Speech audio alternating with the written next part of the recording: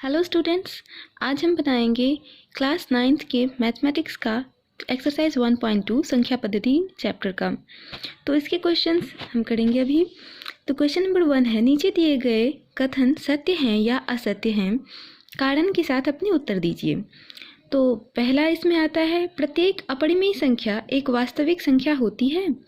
तो हमने परिचय एक्सरसाइज में पढ़ा था कि वास्तविक संख्या सभी संख्याएं होती है। तो इसमें होगा कि ये सत्य है और इसका कारण भी हम देंगे। तो हम इसका सॉल्यूशन बनाते हैं। तो इसका आंसर होगा कि ये सत्य है। सत्य क्यों है? क्योंकि वास्तविक संख्या में अपरिमेय संख्या भी होती है। वास्तविक संख्या सभी संख्याओं का संग्रह होता है, उसमें सारी संख्याएं होती है।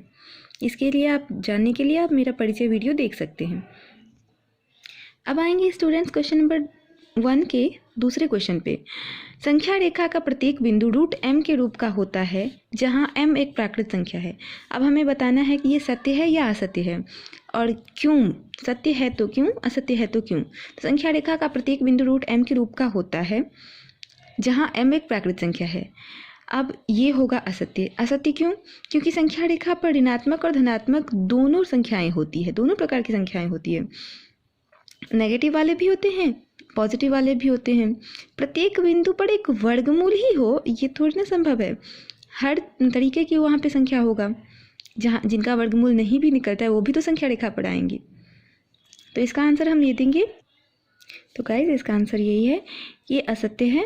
संख्या रेखा पर ऋणात्मक और धनात्मक दोनों प्रकार की संख्याएं होती है। प्रत्येक बिंदु पर एक वर्गमूल हो, यह संभव नहीं है। तो हम जो संख्या रेखा लेते हैं उसमें 0 से स्टार्ट करते हैं, ये मध्य बिंदु होता है। यहाँ पे +1 +2 +3 और ऐसे ही आगे बढ़ता जाएगा। और इधर हम स्टार्ट करेंगे तो -1 -2 -3 ये सभी आता जाएगा। अब हर जगह तो √m जैसा या जो √m कह रहा है उसी तरीके का संख्या तो नहीं है।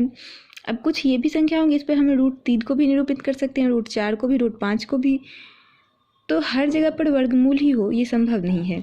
और रूट में जो भी संख्या होगा उसका नेगेटिव साइन तो आएगा नहीं। तो इसमें तो ऋणात्मक संख्या भी होती है। तो संख्या रेखा पर प्रत्येक बिंदु को √m के रूप के नहीं हो सकते हैं, यह असत्य है। अब हम आएंगे क्वेश्चन नंबर 1 के तीसरे प्रश्न पे। प्रत्येक वास्तविक संख्या एक अपरिमेय संख्या होती है, ये असत्य है। वास्तविक संख्या में परिमेय संख्या भी होती है। वास्तविक संख्या सभी संख्याओं का संग्रह होता है, तो उसमें सभी तरीके के नंबर होते हैं। परिमेय भी, अपरिमेय भी, भाज्य भी, अपभाज्य भी, सभी प्रकार की संख्या होती है वास्तविक संख्याओं में।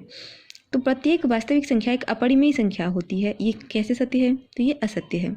तो इसका सॉल्यूशन हमने बनाया है कि ये असत्य है, क्योंकि वास्तविक संख्या में परिमेय संख्या भी होती है। प्रत्येक वास्तविक संख्या एक अपरिमेय संख्या होती है, ये असत्य है। अब आते हैं स्टूडेंट्स हम क्वेश्चन नंबर 2 पे। एक्सरसाइज 1.1 का क्वेश्चन नंबर 2 है, क्या सभी धनात्मक पूर्णांकों के वर्गमूल अपरिमेय होते हैं? यदि नहीं तो एक ऐसी संख्या के वर्गमूल का उदाहरण दीजिए जो एक परिमेय संख्या हो। तो इसका सॉल्यूशन हम बनाएंगे। इसका सॉल्यूशन होगा नहीं,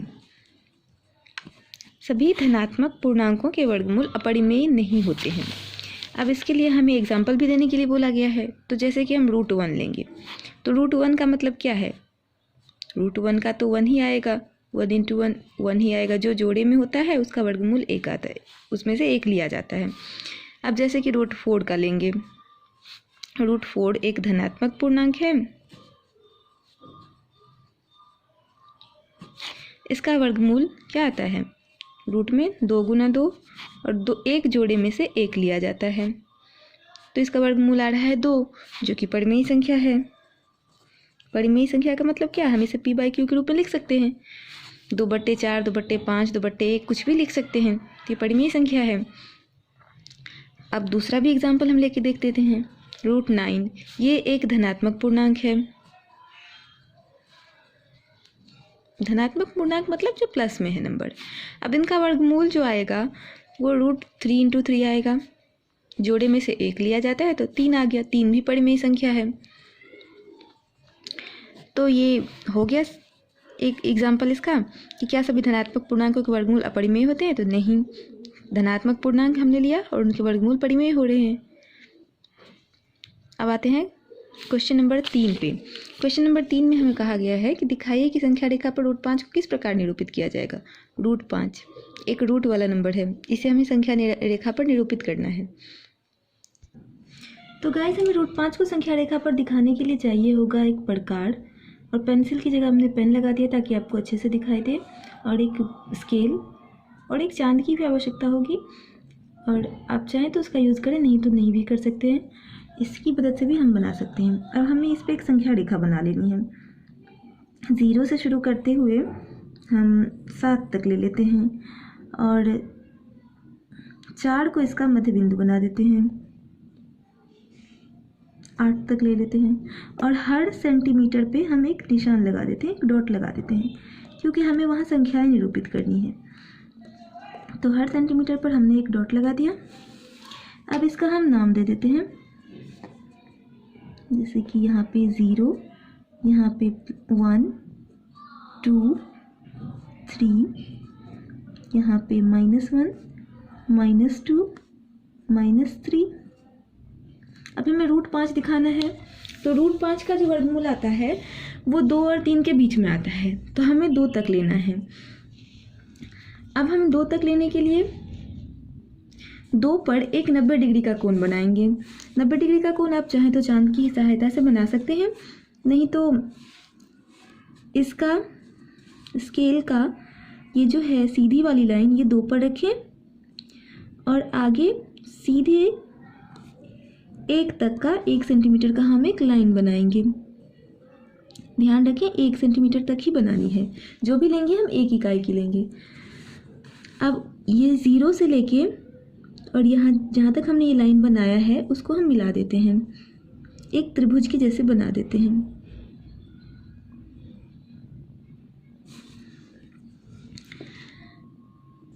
अब ये हमने 90 डिग्री का कोण बनाया, तो 90 डिग्री का साइन ऐसा होता है, हमने दे दिया इसका साइन। इसका नाम हम रख देते हैं A, इसका नाम रखते हैं B और इसका नाम रख देते हैं C। अब ये हो गया रूट 5, ये रूट 5 है। रूट 5 कैसे है, देखिए ये हमने 1 इकाई लिया था और ये हमारा यहाँ से यहाँ तक हो गया 2 इकाई। पाइथागोरस प्रमेय की सहायता से हम इसका ये विकर्ण निकालेंगे। कर्ण एक त्रिभुज है, समकोण त्रिभुज है। समकोण त्रिभुज का कर्ण क्या होता है, पाइथागोरस प्रमेय के अनुसार h² = p² + b²। यहाँ पर कर्ण स्क्वायर = आधार स्क्वायर प्लस लंब स्क्वायर होता है, तो या फिर h बराबर होता है √p² + b², लंब स्क्वायर प्लस आधार स्क्वायर। तो लंब क्या है यहाँ पे 1 है, आधार क्या है 2 है, तो 1 का स्क्वायर प्लस 2 का स्क्वायर। तो अब ये हमारा आ जाएगा 1 + 2 दूनी 4, 2 का स्क्वायर 4 ही होता है। अब ये आ गया रूट 5। देखिए हमारा विकर्ण आ चुका है यहाँ पे रूट 5। इसका मतलब h क्या था हमारा, h हमारा था AC। P क्या था हमारा, P हमारा था BC, लंब जो होता है वो। B क्या था, B था हमारा AB। तो हमने AC निकाल लिया जो कि रूट 5 है, पर ये रूट 5 संख्या रेखा पर तो नहीं है, संख्या रेखा के ऊपर है। अब हम इसे संख्या रेखा पर लाने के लिए क्या करेंगे, इसे संख्या रेखा पर लाने के लिए हम इसका माप करेंगे, इसका मेजर लेंगे, एग्जैक्ट जो भी आएगा प्रकार से ही नापेंगे। इसका मेजर कर लिया हमने। अब हम इसको इतने ही मेजर का एक चाप बनाएंगे यहाँ से संख्या रेखा तक। अब ये जो हमने चाप बनाया है इसका नाम हम दे देते हैं D। तो ये जो है हमारा रूट 5 है, 2 और 3 के बीच में ये जो आया हमारा ये रूट 5 है। हमने संख्या रेखा पर रूट 5 को निरूपित कर दिया है। अब आप समझ चुके होंगे, यही है इस क्वेश्चन का सल्यूशन कि संख्या रेखा पर रूट 5 को निरूपित करना था हमें। तो रूट 5 हमारा संख्या रेखा पर यहाँ आएगा।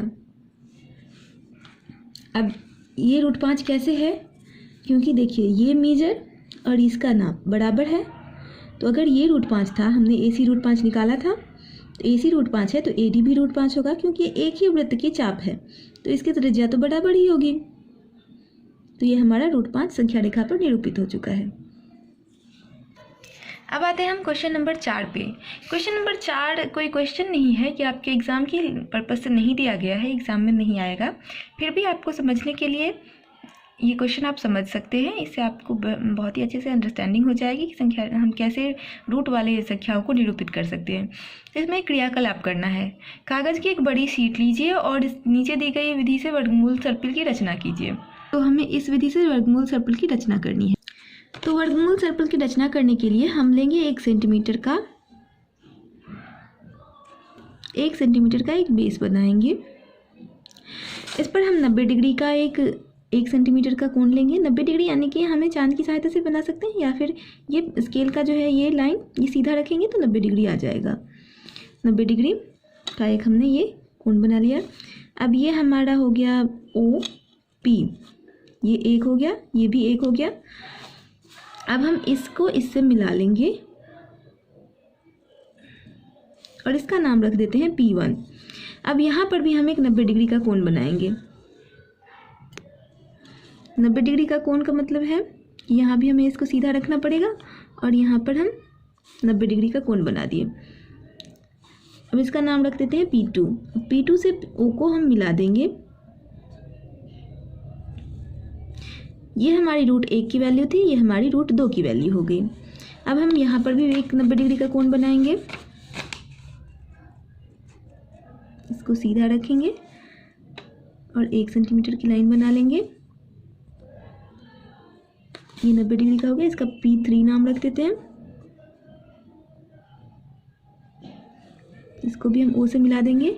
तो ये हमारी हो गई रूट 3 की वैल्यू। ऐसे ही हम आगे करते जाएंगे और ये हम रूट 17 P17 तक हम बना सकते हैं। तो इसको हमें गोल गोल बनाते जाना है। ऐसे ही यहाँ पर भी 90 डिग्री का कोण बनाएंगे, फिर इसको मिलाएंगे, फिर 90 डिग्री का कोण बना के फिर मिलाएंगे, P17 तक हम करते जाना है। ये क्रियाकलाप है। तो आपको समझ में आ गया, हमें root 2, root 3, root 4, root 5, root 6, root 7, root 8, root 9 ऐसे करके हमें बहुत सारे मान मिल जाएंगे। तो thank you guys for watching this video. हम एक्सरसाइज 1.2 के सारे क्वेश्चन सॉल्व कर चुके हैं। अब आगे के एक्सरसाइजों के क्वेश्चन सॉल्व करेंगे हम आगे की वीडियो में। Thank you for watching.